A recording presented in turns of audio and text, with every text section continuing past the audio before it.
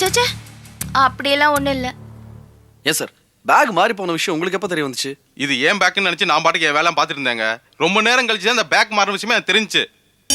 இல்ல இந்த காலத்துல பணத்தை பார்த்தோன்னு திருப்பி தர மனசு யாருக்கும் வராது. உண்மையிலேயே பெரிய மனசு சார் உங்களுக்கு. உங்க பணத்தை உங்ககிட்ட திருப்பி தரதுக்கு பெரிய மனசுலாம் தேவையில்லைங்க. மனசு இருந்தாலே போதும். என்ன மேடம்?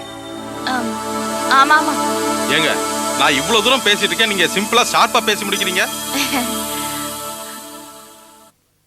என்ன சொல்லுவோம், பணம் இல்லைன்னு பதறி போயிட்டீங்களா? நீங்க வரல, உயிரே போயிடுச்சு. நல்ல வேளை இவர் அட்ரஸ் பேக்ல இருந்ததுனால இவரை தேடி ஒரு வீட்டுக்கே போயிட்டோம். சார் வீட்டில் என்ன சொன்னாங்க? கடைசி வரைக்கும் ஒண்ணுமே சொல்லல. ஆமாங்க, இப்ப இவர் பாருங்க எவ்வளவு பொறுப்பா நம்ம பேக்கை திருப்பி கொண்டு வந்து கொடுத்துருக்காரு. ஆனா இவர் வீட்ல ஏன் நிறுத்திட்டீங்க? பரவாயில்ல சொல்லுங்க. அது எப்படிங்க, உங்களை வச்சுக்கிட்டே உங்க வீட்டை பத்தி எப்படி குறை சொல்ல முடியும்? சரோ என்ன புரியுற மாதிரி சொல்ல. இல்லண்ணே, சார் வீட்டுல யாரும் எந்த விவரமும் சரியா சொல்லல. அதான் இதை சொல்லக்கு ஏங்க தயங்குறீங்க?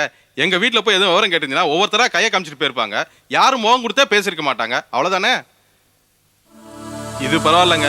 நான் எங்க வீட்டுக்குள்ள போயிட்டு வந்தேன்னா ஏதோ மெண்டல் ஹாஸ்பிட்டல் போயிட்டு வந்த மாதிரி ஒரு ஃபீலிங் இருக்கும். ஐயோ அந்த அளவுக்குலாம் இல்ல சார். அப்ப யாருமே எங்க வீட்டுல ஃபுல் ஃபார்ம்ல இல்லைன்னு அர்த்தம். சார் என்ன இது, உங்க வீட்டை பத்தி நீங்களே இப்படி பேசுறீங்க? இருக்கிறது தானே சார் சொல்றேன். இதுவாது பரவாயில்ல. சமயத்தை என் பேருக்கு வரல மணியாரு, அதுவே ரிட்டர்ன் ஆகி போயிடும். ஏன் சார் அது மாதிரி?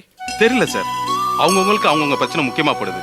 எங்க வீட்டை பொறுத்த வரைக்கும் கொஞ்சம் இல்ல ரொம்பவே சுயநலக்காரங்க. அவங்க குணம் அப்படி, நம்ம என்ன பண்ண முடியும்? என்ன சார் ரொம்ப ஜாலியா பேசிட்டு இருந்தீங்க, திடீர்னு ஃபீல் பண்ண ஆரம்பிச்சிட்டீங்க. அப்புறம் என்ன சார், இத்தனை பேர் எங்க வீட்டுல இருந்து என் மேல அக்கறையோ பொறுப்போ இல்லாம இருக்காங்க. அதை நினைச்சா எனக்கு ரொம்ப கஷ்டமா இருக்கு. எனக்குன்னு இருக்கிற ஒரே ஆறுதல் எங்க அப்பா தான். சீக்கிரம் ஒரு கல்யாணம் பண்ணிக்கங்க, எல்லாம் சரியா போயிடும். கொஞ்ச நாளாவே எனக்கு அந்த யோசனை இருந்துட்டு தான் இருக்கு. அப்புறம் என்ன, எப்படிப்பட்ட குடும்பத்துல இருந்து பொண்ணு வேணும், எந்த மாதிரி பொண்ணு வேணும்னு சொல்லுங்க, நான் பொண்ணை தேடுறேன். ஆர்வ கோளாறுல நீங்க பாட்டு கமிட் பண்ணிக்காதீங்க சார். என்னை பத்தி உங்களுக்கு என்ன தெரியும்? எந்த நம்பிக்கையில எனக்கு பொண்ணு தெரியும்னு சொல்றீங்க? என்ன சார், என்னோட பணத்தை இவ்வளவு நேர்மையா கொண்டு வந்து கொடுத்துருக்கீங்க, இது ஒண்ணு பத்தாதா? உங்களை நம்பி நான் பொண்ணு கேட்க?